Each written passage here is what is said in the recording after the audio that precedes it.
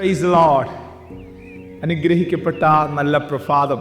Morning മന്ന സന്ദേശത്തിലൂടെ വീണ്ടും നമുക്കൊരുമിച്ച് കർത്താവിൻ്റെ മുഖത്തേക്ക് നോക്കാനും ദൈവവചനം ധ്യാനിപ്പാനും പ്രാർത്ഥിപ്പാനും ഒക്കെ ആയിട്ട് നൽകിത്തരുന്ന ഈ വിലപ്പെട്ട സമയത്തിന് നമുക്ക് ദൈവത്തിന് നന്ദി പറഞ്ഞുകൊണ്ട് പ്രാർത്ഥനയോടെ പുതിയൊരു സീരീസിലേക്ക് നമ്മൾ പ്രവേശിക്കുകയാണ്. പഴയ നിയമത്തിലെ അനുഗ്രഹിക്കപ്പെട്ടൊരു കഥാപാത്രമാണ് മോശയുടെ ലൈഫുമായിട്ട് ബന്ധപ്പെട്ടുള്ള ചില ദൈവികമായ കാര്യങ്ങൾ നമ്മളിന്ന് ചിന്തിക്കുവാനായിട്ട് പോവുകയാണ്. ഇന്ന് മുതൽ തുടർന്നുള്ള ദിവസങ്ങളിലൊക്കെ നമ്മൾ മോശയുമായിട്ട് ബന്ധപ്പെട്ടുള്ള കാര്യങ്ങളെ ചിന്തിക്കും. ഇന്ന് നമ്മൾ ചിന്തിക്കാനായിട്ട് പോകുന്നത് മോശ ജനിക്കുന്ന ആ സമയത്തെ അസാമൂഹിക പശ്ചാത്തലത്തെക്കുറിച്ചാണ് നമ്മൾ ചിന്തിക്കാനായിട്ട് പോകുന്നത്. മോശ ജനിക്കുന്ന സമയത്തെ പശ്ചാത്തലം വായിക്കാം. പുറപ്പാട് പുസ്തകം 1-ാമത്തെ അധ്യായം 7-ാമത്തെ വാക്യം. ഇസ്രായേൽ മക്കൾ സന്താന സമ്പന്നരായി അത്യന്തം വർദ്ധിച്ച് പെരുകി ബലപ്പെട്ടു, ദേശം അവരെ കൊണ്ട് നിറഞ്ഞു. അനന്തരം യോസഫിനെ അറിയാത്ത പുതിയൊരു രാജാവ് മിസ്രയീമിലുണ്ടായി. അവൻ തൻ്റെ ജനത്തോട്, ഇസ്രായേൽ ജനം നമ്മേക്കാൾ ബാഹുല്യവും ശക്തിയുമുള്ളവരാകുന്നു. അവർ പെരുകിയിട്ട് ഒരു യുദ്ധമുണ്ടാകുന്ന പക്ഷം നമ്മുടെ ശത്രുക്കളോട് ചേർന്ന് നമ്മോട് പൊരുത് ഈ രാജ്യം വിട്ടു പൊയ്ക്കൊള്ളുവാൻ സംഗതി വരാതിരിക്കേണ്ടതിന് നാം അവരോട് ബുദ്ധിയായി പെരുമാറുക. അങ്ങനെ കഠിന വേലകളാൽ അവരെ പീഡിപ്പിക്കേണ്ടതിന് അവരുടെ മേൽ ഊഴിയ വിചാരകന്മാരെ ആക്കി. അവർ പീതോ, റയംസേസ് എന്നീ സംഭാര നഗരങ്ങളെ ഫറവോനും പണിതു. എന്നാൽ അവർ പീഡിപ്പിക്കും തോറും ജനം പെരുകി വർദ്ധിച്ചു. അതുകൊണ്ട് അവർ ഇസ്രായേൽ മക്കൾ നിമിത്തം പേടിച്ചു. വളരെ അനുഗ്രഹിക്കപ്പെട്ട ഒരു തിരുവചന ഭാഗത്തിൻ്റെ തുടക്കമാണ് നമ്മൾ വായിക്കാനായിട്ട് ഇടയായിത്തീർന്നത്.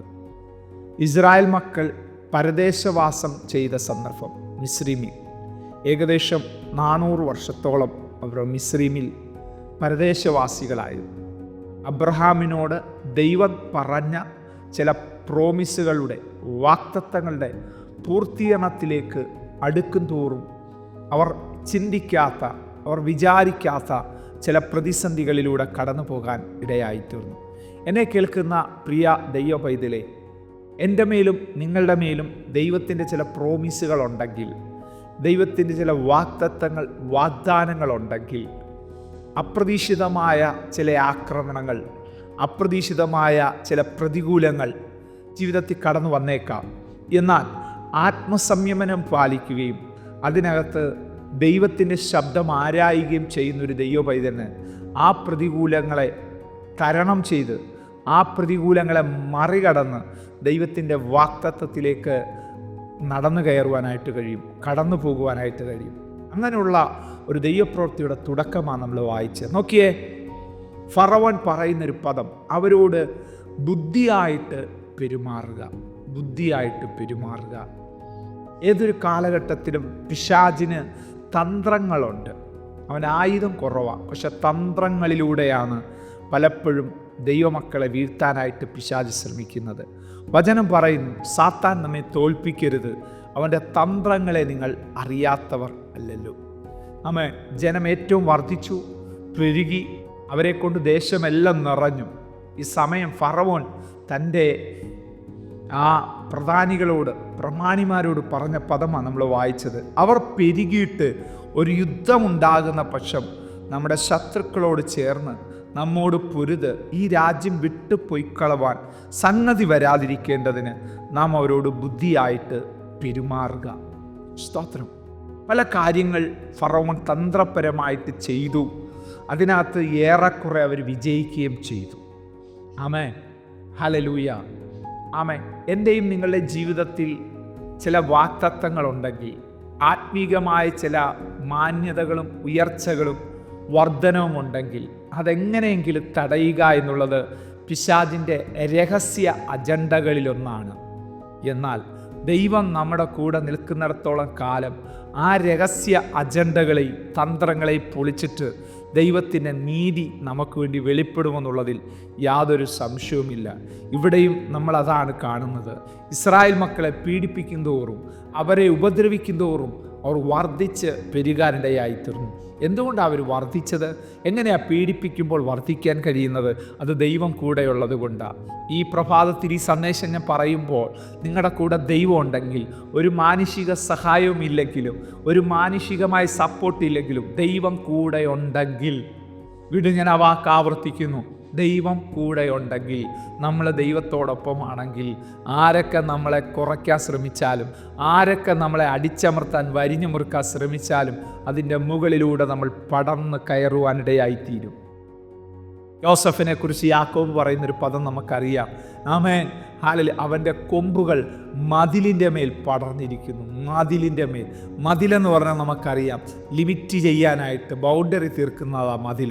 ഒന്നുകിൽ പുറത്തുള്ളത് ആമേൻ അകത്ത് കയറരുത്, അകത്തുള്ളത് പുറത്ത് പോകരുത്. ലിമിറ്റ്, അതിരാ മതിൽ. പക്ഷേ യോസഫിന് ചുറ്റും ആമേൻ ചില മതിലുകൾ കെട്ടിപ്പൊക്കിയപ്പോൾ അതിൻ്റെ മുകളിലൂടെ പടർന്ന് കയറാൻ യോസഫിന് കഴിഞ്ഞത് വേറൊന്നും കൊണ്ടല്ല, യഹോവ യോസഫിനോട് കൂടെ ഉണ്ടായിരുന്നത് കൊണ്ടാണ്. ആമേൻ. എന്നെ കേൾക്കുന്ന പ്രിയ ദൈവവൈതലേ, ചിലപ്പോൾ നീ വേറെ ഏതെങ്കിലും രാജ്യത്തായിരിക്കാം, ഒറ്റപ്പെട്ടൊരു പരിതസ്ഥിതിയിലായിരിക്കുക, ആരും സഹായത്തിനില്ല, ഒരു വാക്കുപോലും ആശ്വാസത്തിനില്ല. ഇതുപോലെയുള്ള മെസ്സേജുകളായിരിക്കാം നിങ്ങൾക്ക് ബലവും ആശ്വാസവും ആ ദൈവികമായ സന്തോഷവും തരുന്നത്. പക്ഷേ ഒരു കാര്യം ഓർത്തോണം, നമ്മൾ ദൈവത്തോടൊപ്പമായിരിക്കണം. ആരും നമ്മളെ കാണുന്നില്ല എന്ന് കരുതി നമുക്ക് നമ്മുടെ ഇഷ്ടമുള്ള രീതിയിൽ, കുത്തഴിഞ്ഞ രീതിയിൽ നമുക്ക് പോകാൻ പറ്റത്തില്ല. എപ്പോഴും ദൈവത്തിൻ്റെ നിയമത്തിനകത്ത് ഞാൻ നിങ്ങളുമായിരിക്കണം. അതുകൊണ്ട് എന്ത് സംഭവിക്കും? ആ നിയമത്തിനകത്ത് ദൈവം നമ്മുടെ സംരക്ഷകനായിട്ട് നിൽക്കും. ഹല്ലേലൂയ. ദൈവം അങ്ങനെ ഇസ്രായേൽ മക്കളെ സംരക്ഷിച്ചതാ നമ്മളിപ്പോൾ കാണാനിടയായി തീർന്ന്. അവരെ പീഡിപ്പിച്ചു, അവിടെ നേരെ ബുദ്ധിയോടെ പെരുമാറി, കഠിന വേല ചെയ്യിച്ചു. ഹല്ലേലൂയ. ഭയങ്കരമായിട്ട് അവരെ കൊണ്ട് ആമേൻ വളരെ ഉപദ്രവകരമായ കാര്യങ്ങൾ അവരിൽ നിന്നുണ്ടാകാനിടയായിത്തീർന്നു. പക്ഷേ അവിടെയെല്ലാം അവരെന്താണോ ചിന്തിക്കുന്നത്, ഹല്ലേലൂയ, അതിൻ്റെ നേരെ ഓപ്പോസിറ്റ് വരാനിടയായിത്തീർന്നു. അവർ ചിന്തിച്ചത് ഇസ്രായേൽ മക്കളുടെ നേരെ ബുദ്ധിയോടെ പെരുമാറുമ്പോൾ, അവരെ പീഡിപ്പിക്കുമ്പോൾ, അവരെ കൊണ്ട് കഠിന വേല ചെയ്യിക്കുമ്പോൾ അവരുടെ എണ്ണം കുറയും, അവർ ക്ഷയിച്ചു പോകുമെന്ന്. പക്ഷേ ഇല്ല, ദൈവം അവരോട് കൂടെ ഉണ്ടായിരുന്നത് കൊണ്ട് അവർ ഏറ്റവും അനുഗ്രഹിക്കപ്പെടാനിടയായിത്തീർന്നു. ആ ഭാഗത്തിൽ നമ്മൾ പറഞ്ഞ് വായിക്കുന്നത് ഇങ്ങനെയാണ്: അതുകൊണ്ട് അവർ ഇസ്രായേൽ മക്കൾ നിമിത്തം പേടിച്ചു. ഈ ദൂത് കേൾക്കുന്ന എന്നോടും നിങ്ങളോടും ദൈവത്തിൻ്റെ ആത്മാവിന് ഇന്ന് ഈ ദൂത് പറഞ്ഞ് അവസാനിപ്പിക്കാനുള്ളത്, നിങ്ങളെക്കുറിച്ച് ചില പേടിക്കാൻ പോവാ. ഹല്ലേലൂയ. എസ്തേറിന്റെ പുസ്തകത്തിൽ ഇതേ ഒരു പദം കാണുന്നു. യഹൂദന്മാരെക്കുറിച്ചുള്ള പേടി ദേശത്തിന് മേൽ, ജാതികളുടെ മേൽ വീണത് കൊണ്ട് അവർ പലരും യഹൂദന്മാരായി തീർന്നു. പേടി വരാൻ പോവാ ചിലർക്ക്. വിശ്വസിക്കാമോ? ഭയം തട്ടാൻ പോവാ ദൈവം അത് ചെയ്യുന്നത്. ആമേൻ. ചുറ്റുമുള്ള ജാതികൾ ഭയപ്പെട്ടുവെന്ന് നെഹമ്യാവിൻ്റെ പുസ്തകം 6-ാം അധ്യായത്തിൽ നമ്മൾ കാണുന്നു. ഒരു ദൈവപ്രവൃത്തി നടന്നു കഴിഞ്ഞപ്പോൾ നിശ്ചയമായിട്ടും അതും നിങ്ങളുടെ ജീവിതത്തിൽ സംഭവിക്കും. ദൈവകരങ്ങളിൽ ഏൽപ്പിക്കാം. സ്വർഗീയ പിതാവേ, ഈ നല്ല പ്രഭാതത്തിനായിട്ട് സ്തോത്രം. അറിയിച്ച ദൂത് ഞങ്ങൾ ഏറ്റെടുക്കുകയാണ്. അങ്ങാണ് ഞങ്ങളോട് സംസാരിച്ചത്. ഞങ്ങളുടെ നന്മകൾക്കെതിരായി, ഞങ്ങളുടെ വാക്തത്വ നിവർത്തികൾക്കെതിരായി ബുദ്ധിയോടെ പെരുമാറുന്ന ചില ഫറവോന്മാരുണ്ട് കർത്താവേ. കഠിനമായി ഉപദ്രവിക്കുന്ന, വേല ചെയ്യിക്കുന്ന, കഷ്ടപ്പെടുത്തുന്ന അനുഭവങ്ങളുണ്ട് കർത്താവേ. എന്നാൽ അങ്ങ് ഞങ്ങളോട് കൂടെ ഉള്ളത് കൊണ്ട് അതിനകത്ത് ഞങ്ങൾക്കൊരു വർധനവും, അതിനകത്ത് ഞങ്ങൾക്കൊരു മാന്യതയും, ആ പിശാച് ആഗ്രഹിക്കുന്ന ഒരു രഹസ്യ അജണ്ടകളും നടക്കത്തില്ലെന്നുള്ള ദൈവശബ്ദവും ഈ പ്രഭാതത്തിൽ ഞങ്ങളെ കേൾപ്പിച്ചല്ലോ.